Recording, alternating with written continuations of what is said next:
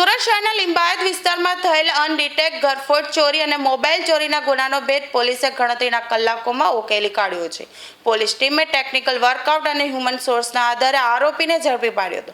તપાસ દરમિયાન પોલીસે શહેરના અલગ અલગ વિસ્તારના આશરે 50થી વધુ સીસીટીવી ફૂટેજની તપાસ કરી હતી.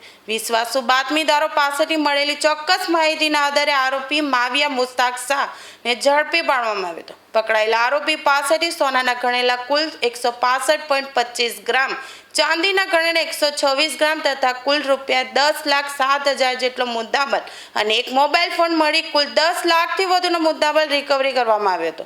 આ મામલે લિંબાયત પોલીસ સ્ટેશન ખાતે 2023ની વિવિધ કલમો હેઠળ ગુનો નોંધી વધુ તપાસ હાથ ધરી છે.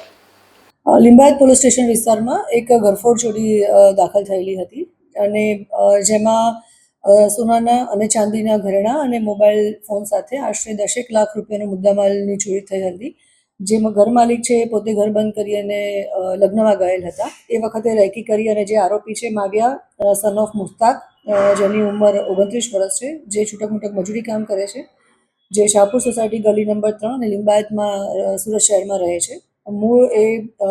મૂળ ગામ ઇસ્લામપુરા, તાલુકો ધુલિયા અને જિલ્લો જલગાંવના છે.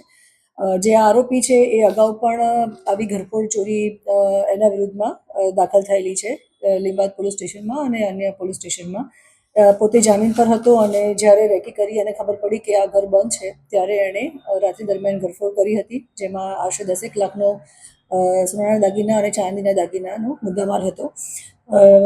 લિંબાયત પોલીસ સ્ટેશનના સર્વેલન્સ સ્ટાફ તરફથી કામગીરીના અંતે આરોપીને પણ અમે ઝડપી લીધેલ છે અને તમામ મુદ્દામાલ અમે રિકવર કરેલ છે.